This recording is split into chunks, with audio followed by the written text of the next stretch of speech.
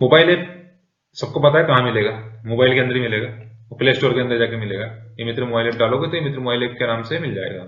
ई मित्र की ओर से एग्जाम में कुछ क्वेश्चन ई मित्र मोबाइल ऐप के बारे में भी पूछे जाएंगे।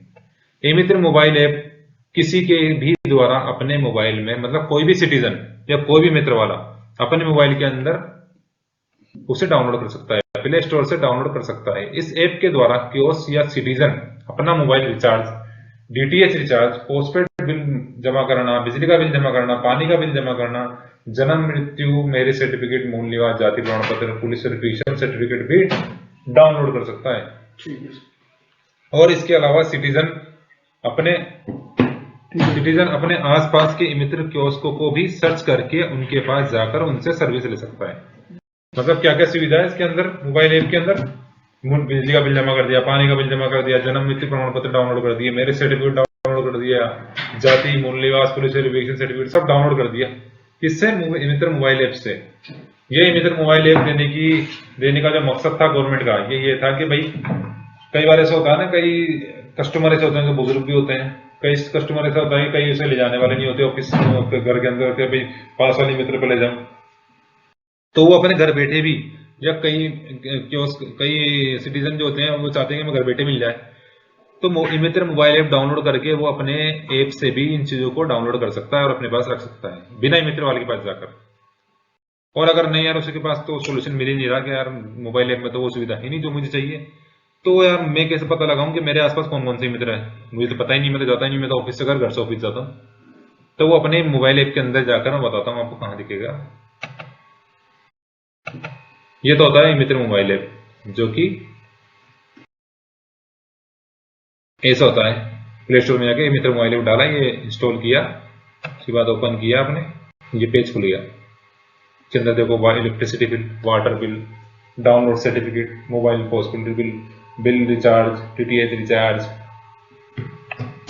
+1 रिचार्ज, इनसे सबसे कर सकते हो। यहाँ पे लिखा हुआ फाइंड नियर बाय कियोस्क, मतलब मैं अपने आसपास के, मुझे मेरी मम्मी का पुलिस क्या बोलते हैं पेंशन ईयरली वेरिफिकेशन करवाना है, तो मैं इस पे क्लिक करके और फाइंड कर सकता हूँ कि मेरे आसपास कहाँ मित्र है, बिल्कुल नजदीक। और ये डाउनलोड सर्टिफिकेट पे क्लिक करके ये वाला पेज खुलेगा, इस पे बर्थ सर्टिफिकेट डाउनलोड कर सकता हूँ, मेरे सर्टिफिकेट डाउनलोड कर सकता हूँ, डेथ सर्टिफिकेट डाउनलोड कर सकता हूँ, बोनाफाइड कास्ट सर्टिफिकेट डाउनलोड कर सकता हूँ। ठीक है, इसके बाद आ जाओ ये पेज, ये तो होगा मोबाइल ऐप, बहुत ईजी है मोबाइल ऐप का, तो आपको एक बार डाउनलोड कर लेना। अब आ जाओ पांचवा सिलेबस का point, basic question on the various government scheme like Jan Aadhaar, pension और काला नाम। ये मित्र एग्जाम में पालना योजना से संबंधित सामान्य प्रश्न पूछे जाएंगे। जन आधार तो सबको पता है, मैं जानता हूँ सबको पता है टू जेड, लेकिन कई चीजें ऐसी है जिसको पता ही नहीं है। ऊपर से सब कुछ पता है लेकिन अंदर की सारी कोई चीज पता नहीं है उसको। जन आधार कार्ड का मतलब क्या होता है? जन आधार कार्ड, जन आधार एक नंबर, एक कार्ड और एक पहचान योजना है। इसका मुख्य उद्देश्य राज्य के निवासियों एवं परिवारों की जनसांख्यिकी और सामाजिक आर्थिक सूचनाओं का डेटाबेस तैयार किया जाना है किसी गवर्नमेंट द्वारा। गवर्नमेंट का जो उद्देश्य है, एवं जन आधार कार्ड के माध्यम से परिवार और उसके सदस्यों की पहचान तथा पता दस्तावेज के रूप में मान्यता प्रदान करना है। अब आ जाओ नीचे, प्रत्येक परिवार को एक 10 अंकीय परिवार पहचान संख्या एवं सदस्यों को 11 अंकीय व्यक्तिगत पहचान संख्या सहित बहुउद्देशीय जन आधार कार्ड निःशुल्क प्रदान किया जाएगा।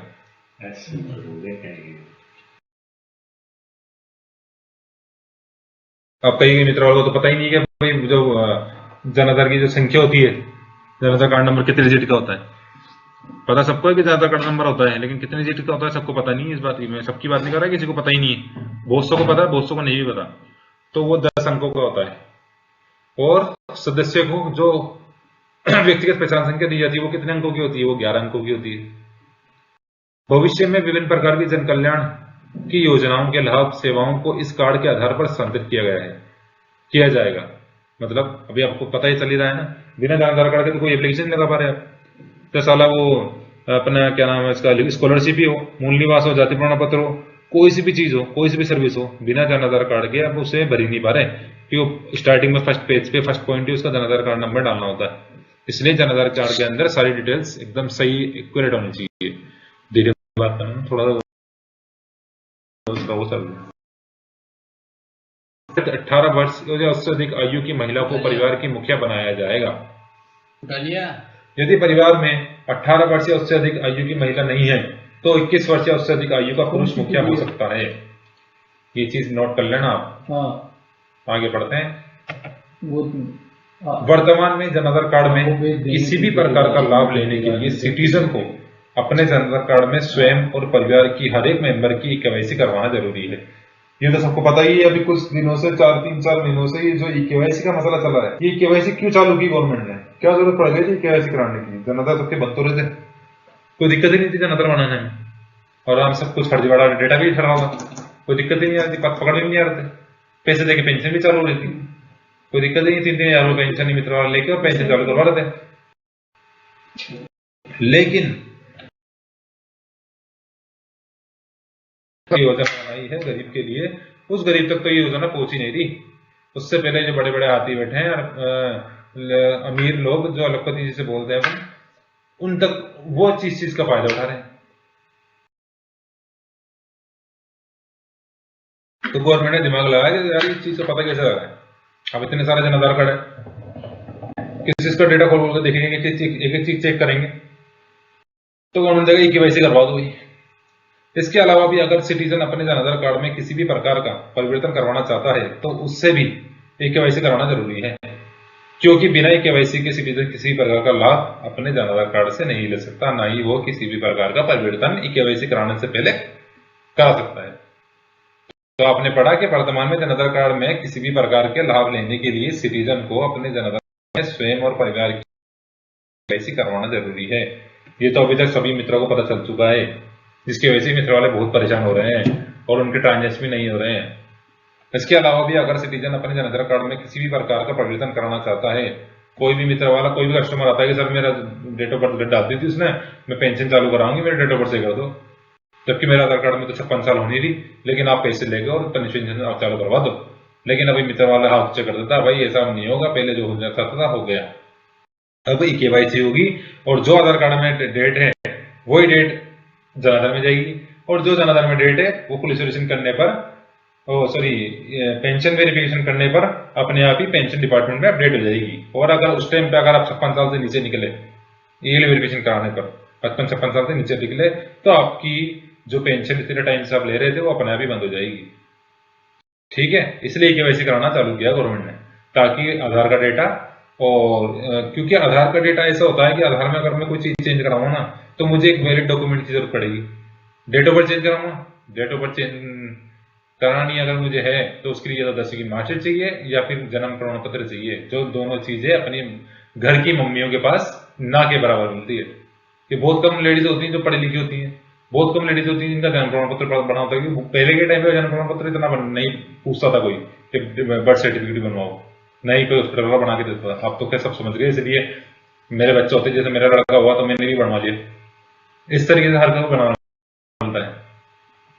तो केवाईसी करना बहुत ज्यादा जरूरी है, इसके बिना तो कोई काम ही ना होगा जन आधार के अंदर। जन आधार कार्ड संबंधित सामान्य पूछे जाने वाले प्रश्न।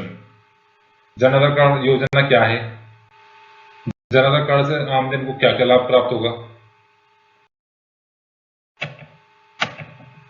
जन आधार कार्ड से आमजन को क्या क्या लाभ प्राप्त होगा? क्या राज्य के सभी निवासियों का जन आधार नामांकन करवाने जाने की आवश्यकता है? नवीन यानी नए पंजीकरण कैसे किया जा सकेगा? मैं बता रहा हूं जो क्वेश्चन पुट अप होंगे। जन आधार कार्ड कैसे प्राप्त किया जा सकेगा? क्या जन आधार कार्ड में संशोधन अद्यतन करवाया जा सकता है? जन आधार कार्ड नामांकन के समय किन दस्तावेजों की आवश्यकता होती है? जन आधार कार्ड नामांकन के समय किन लोगों की उपस्थिति आवश्यक है? क्या जन आधार कार्ड नामांकन के लिए आधार नामांकन होना आवश्यक है? किया जा सकता है? क्या जन आधार नामांकन प्रपत्र का कोई शुल्क देय होगा? अब ये देखो कितने सारे पॉइंट्स बने हुए हैं, सब क्वेश्चंस बने हुए हैं और उनके आंसर इन पैराग्राफों के अंदर है। क्या है योजना, क्या है तो सब जानते हो, उसको छोड़ो। नहीं, ये पढ़ना बैठूंगा तो आप बोर हो जाओगे। जनाधारकरण आमजन को क्या लाभ प्राप्त करेगा? इस योजना में लाभ विवरण हेतु मानवीय हस्तक्षेप को कम कर सूचना प्रौद्योगिकी को अपनाकर विभिन्न राजकीय योजनाओं के नगद व गैर नगद लाभ सीधे वे पारदर्शी रूप से पात्र वास्तविक लाभार्थी को ही हस्तांतरित किए जाते हैं, जिसकी सूचना नियमित रूप से मोबाइल पर भी प्रदान की जाती है। इस प्रकार लाभ वितरण की प्रक्रियाओं में पारदर्शिता को बढ़ावा मिलेगा। जनाधार कार्ड से होता है ना, जनाधार कार्ड में मेरी मम्मी का डेटा चढ़ा हुआ है, बैंक डिटेल भी चढ़ी हुई है, तो वो जो पेंशन आएगी ना मेरी मम्मी खाते में आएगी, उनका बेटा नहीं उड़ाएगा बीच में, ना उनका हस्बैंड उड़ा सकता उसे, तो वो उनके खाते में आएगी।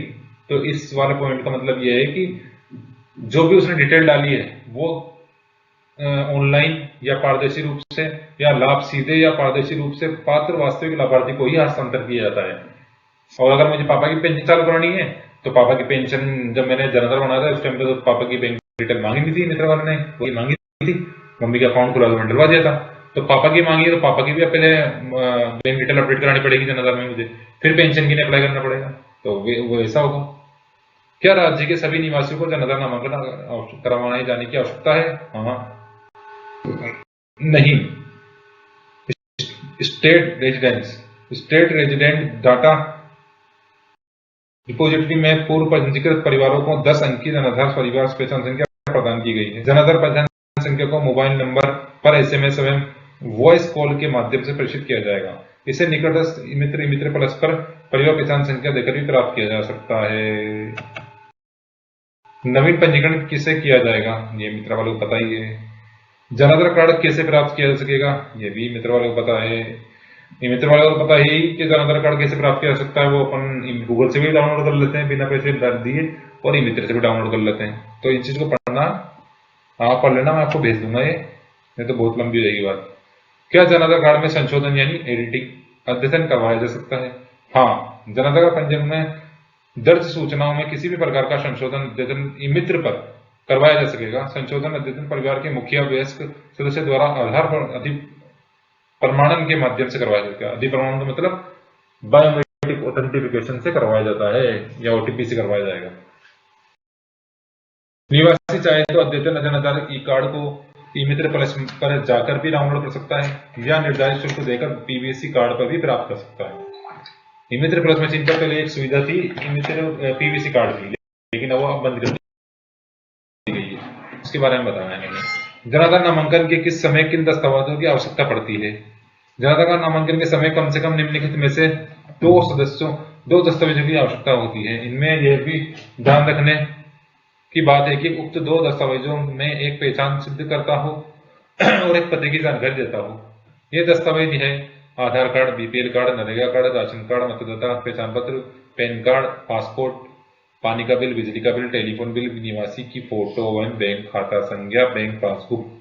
ये जो मेन डॉक्यूमेंट है ये है। इनके अंदर एक तो पहचान को दिखाता हो और एक एड्रेस को दिखाता हो, बस दो डॉक्यूमेंट चाहिए इनमें से। दूसरा, जनाधार नामांकन के समय किन लोगों की उपस्थिति आवश्यक है? जनाधार योजना के अंतर्गत परिवार के सभी सदस्यों का नामांकन किया जाना आवश्यक है। जनाधार योजना का उद्देश्य प्रदेश के प्रत्येक परिवार को एक पारिवारिक समूह में नामांकित कर एक जनाधार कार्ड जारी करना भी है। अतः परिवार के सभी सदस्यों की उपस्थिति आवश्यक है। क्या जनाधार नामांकन के लिए आधार नामांकन होना आवश्यक है? हाँ, चूंकि जनाधार का मुख्य उद्देश्य सही निवासी की पहचान भी है, जिसके लिए निवासी की उंगलियों के निशान, आंखों की पुतलियों की फोटो होना आवश्यक है। अतः जनाधार नामांकन के लिए आधार नामांकन होना आवश्यक है। बिना आधार नामांकन के किसी भी निवासी का जनाधार योजना के अंतर्गत नामांकन नहीं किया, क्योंकि आधार में डेटा सही होना जरूरी है। उसमें उसकी उंगली फिंगरप्रिंट भी होना जरूरी है, आंखों की पुतलियां भी होना जरूरी है, तभी तो केवाईसी की जा रही है, ताकि आधार में जो डेटा सही चढ़ा हुआ है वो जनाधार में अपने आप ही उल्टा हो जाए। क्योंकि उस टाइम पे मित्र वालों ने ना तो डॉक्यूमेंट अपलोड किए हैं स्टार्टिंग में, और डेटा भी उल्टा सिरा चढ़ा रखा है, डेट ऑफ बर्थ भी उल्टी सीधी चढ़ा रखी है। परिवार के मुखिया किसे घोषित किया जा सकता है? सामान्यतः पारिवारिक समिति से 18 वर्ष से अधिक आयु की परिवार की महिला को परिवार की मुखिया बनाया जाएगा। यदि परिवार में 18 वर्ष या उससे अधिक आयु की महिला नहीं है तो 21 वर्ष तक के पुरुष को भी मुखिया बनाया जा सकता है। यदि परिवार में 18 वर्ष या उससे अधिक आयु की महिला और 21 वर्ष या उससे अधिक आयु का पुरुष भी नहीं है तो परिवार में अधिकतम आयु का कोई भी सदस्य परिवार का मुखिया बन सकता है। क्या जनाधार कार्ड नामांकन जनाधार नामांकन प्रपत्र का कोई शुल्क देय होगा? नहीं, जनाधार नामांकन निःशुल्क है तथा जनाधार नामांकन प्रपत्र का भी कोई शुल्क नहीं है। आपको पता है जनाधार कार्ड जब अपन अप्लाई करते हैं न्यू वाला, तो उसमें किसी भी प्रकार का कोई टोकन नहीं कटता। इसका मतलब वो है निःशुल्क है, और उसकी जो स्लिप निकलती है वो भी निःशुल्क निकलती है। तो ये तो हो गया जनाधार। अब आ जाओ दूसरी योजना थी इसमें पेंशन। तो जनाधार, पेंशन और पावनार। पेंशन के अंदर आपको पता है तीन तरीके की, सॉरी, चार तरीके की पेंशन होती है। का विवरण मैंने सामने एक टेबल में दिखाया है। पहली क्रम संख्या पहला विवरण पात्रता, मुख्यमंत्री वृद्धजन सम्मान पेंशन योजना। पहला वृद्धजन मतलब बूढ़े बुजुर्ग लोग जो अपने घर के होते हैं वो। इसमें क्या शर्त है गवर्नमेंट की कि अगर कोई आपके माँ बाप अगर इतने बुजुर्ग हैं कि उनकी एज, माँ की एज 55-56 साल से ऊपर हो और पिताजी की एज 58 साल से अधिक हो, तो वो इसके लिए वृद्धजन वाली पेंशन के लिए अप्लाई कर सकता है। दूसरी है पेंशन मुख्यमंत्री एकल नारी सम्मान पेंशन योजना। मतलब एकल नारी का मतलब विधवा, 18 वर्ष या उससे अधिक आयु की विधवा, तलाकशुदा या परित्यक्ता महिला, उसके लिए ये पात्रता है। अभी अगर पात्रता की बात कर रहे हैं हम। तीसरी पेंशन आती है मुख्यमंत्री विशेष योग्यजन समान सम्मान पेंशन योजना। मतलब विशेष योग्यजन का मतलब तो आप सब समझते ही हैं, जिसे डिसेबिलिटी बोलते हैं अपन, विकलांगता बोलते हैं। कोई विशेष उसमें कमी हो शरीर के अंदर, किसी भी आयु का विशेष योग्यजन जिसकी निशक्तता मतलब कमी 40% या उससे अधिक है, तो वो इसके लिए पात्र है। प्राकृतिक रूप से बौने 3 फीट या 6 इंच से कम, ये भी चलेगा। हिजड़ापन से ग्रसित, ये भी इस पात्रता के अंदर आते हैं। अब आ जाओ चौथा, लघु एवं सीमांत कृषक वृद्धजन पेंशन योजना। जो कृषक वृद्धजन, जो किसान बुजुर्ग आदमी होते हैं ना, बूढ़े आदमी, उनकी भी इसमें है, पात्रता है। तो 55 वर्ष से अधिक आयु की महिला, 58 वर्ष से अधिक आयु का पुरुष भी है इसमें। ये तो उसमें भी था मुख्यमंत्री वृद्धजन सम्मान में, तो एज दोनों की सेम है। लघु एवं सीमांत किसान कृषक की परिभाषा राष्ट्रीय खाद्य सुरक्षा अध्यादेश 2013 के तहत खाद्य एवं नागरिक आपूर्ति विभाग राजस्थान सरकार के परिपत्र दिनांक 31/8/2003 के अनुरूप। वार्षिक आय सीमा, मुख्यमंत्री वृद्धजन सम्मान पेंशन योजना, जिस परिवार का बंदा इस योजना का लाभ उठा रहा है उसकी वार्षिक आय 48,000 होनी चाहिए, इससे ज्यादा नहीं हो। मुख्यमंत्री कल्याण सम्मान पेंशन योजना में भी 48,000। मुख्यमंत्री विशेष योग्यजन डिसेबिलिटी वाले में 60,000 दे रखी है, और कृषक वाले में नहीं दे रही। किसी कोई बात है, बहुत जरूरी नहीं है कितनी होनी चाहिए। प्रतिमाह दे सरकार द्वारा कितना देते हैं इसको प्रतिमाह पेंशन? मुख्यमंत्री वृद्धजन सम्मान पेंशन योजना को मिलते हैं 1,000 रुपए। पहले 750 थे, लेकिन अशोक गहलोत जी ने इसको कुछ टाइम पहले 1,000 रुपए कर दी।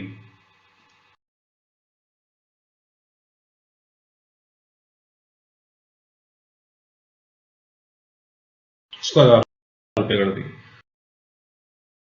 सम्मान सम्मान पेंशन योजना, इसमें 18 वर्ष या उससे अधिक किंतु 75 वर्ष से कम के लाभार्थियों को 1,000 रुपए देते हैं।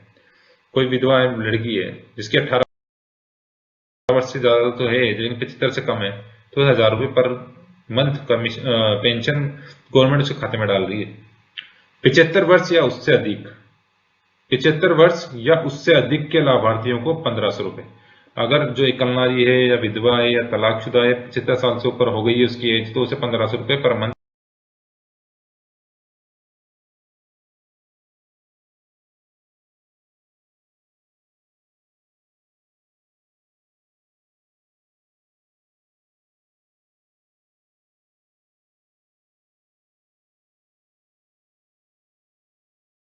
₹2,500 में सिलिकोसिस बीमारी से पीड़ित लाभार्थी को 1,500 रुपए हर महीने गवर्नमेंट द्वारा दे है पेंशन के रूप में। अब आओ लघु एवं सीमांत कृषक वृद्धजन पेंशन योजना के अंतर्गत जितने भी किसान आते हैं उनको 1,000 रुपए पर महीने के हिसाब से पेंशन के रूप में गवर्नमेंट द्वारा दिया जाता है उनके खाते में डायरेक्ट।